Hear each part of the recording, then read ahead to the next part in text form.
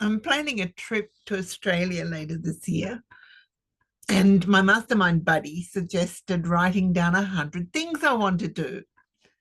A bucket list. What a great idea.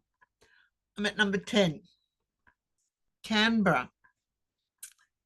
I'm seeking to retrace some of my experiences while living in Australia and thought it would be good to take Joseph to Canberra, the capital city of Australia. I first went to Canberra with my parents when we travelled around Australia. We were camping. And as an adult, I was asked to lead a pioneer missionary centre of the unification movement, probably around 1977 or maybe 1976.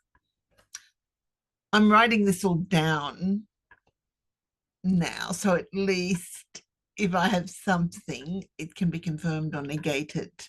As much as I love correct data collection, I concede sometimes the personal subjective impression is still better than no story at all. So that's why I'm actually coming here and recording this after I've written my notes, so you can tell I'm reading, right? So here I am. My first stint in Canberra was interrupted when I was asked to take over leadership of the Unification Church Centre in Adelaide in 1977. I came back to Canberra as centre leader in 1984, after a year pioneering in Hobart, the capital of the island state of Tasmania, on the southern tip of Australia's east coast. It was during this final term in Canberra that I worked for the architects of the new Parliament House, Mitchell, Jurgel and Thorpe. I had decided to go to America, where Joseph had moved from Austria, and needed a well-paying job to cover my expenses. So I registered with Manpower as temporary staff. I was caught off guard because they wanted a typing test, and I had only taught myself typing on the industrial typewriter that my father had given me for my 13th birthday. I managed the minimum requirement, and they began placing me in positions where I was immediately offered full-time employment. Since I was centre leader and had a number of other full-time but not paid commitments, I declined, but continued accepting short-term consultancies. Pretty quickly, I was the typist of choice for the architects of the new Parliament House at MGT, Mitchell, Jurgel and Thorpe. I was being called in every week and then even referred to the cost consultants who needed a reliable data assistant with a known accuracy record. Thankfully, I had already collected my computer experience in the aftermath of the Professors World Peace Academy conference on interdisciplinary approaches to peace, which I had filmed. We got our first computer in our garage office, where I managed the publication of the proceedings on our brand new single drive floppy disk computer and daisy wheel typewriter printer. It would take me too far off the track to go into all my other voluntary and political activities here. I'll just say I had lots of experience and was full of energy. Younger then. New Parliament House. I started writing this article today because I'm reading what I wrote, right? Because I came across a number of interesting articles about Canberra's Parliament House.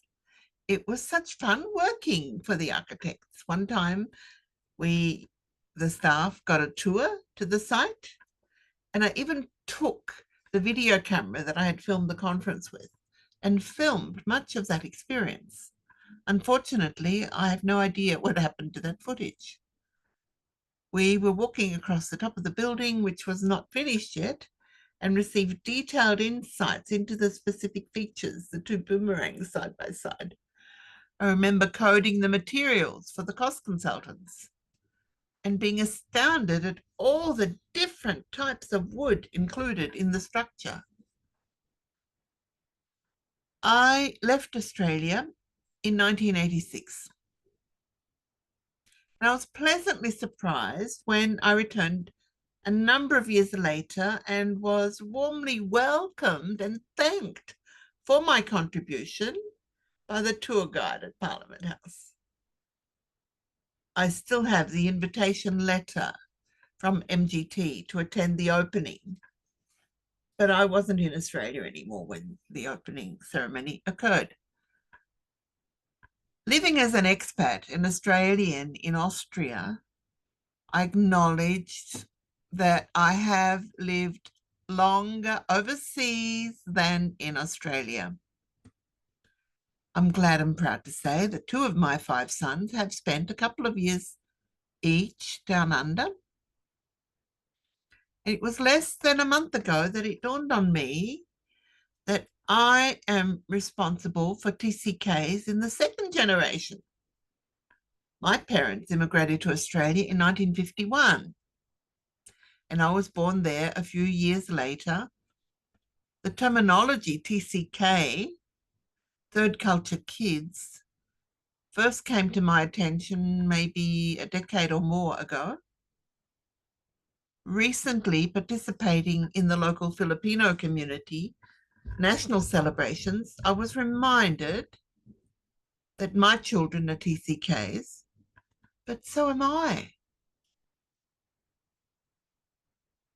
Now, when I consider my own parents, my mum was born when her father, who was German speaking, went to a part of their country which was Czech speaking to learn the language.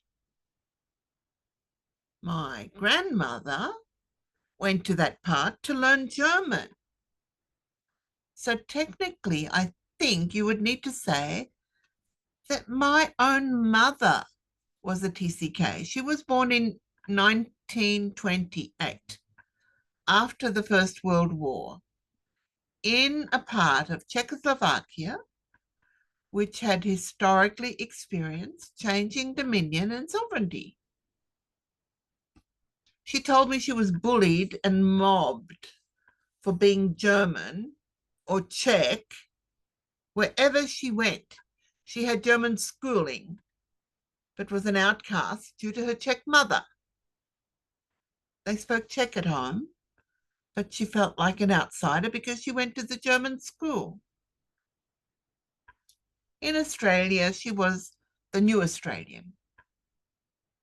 So many of my parents' generation left troubled Europe behind to make a new beginning in the new country.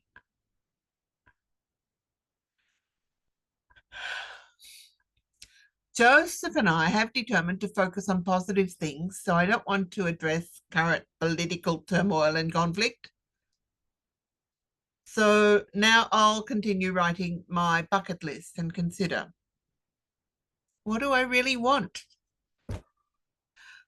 My parents left Europe to give me better opportunities. I stayed here in Austria, so all 5 of my boys could complete their schooling at the Vienna Boys Choir. I'm meeting so many mobile people through the course of my daily activities.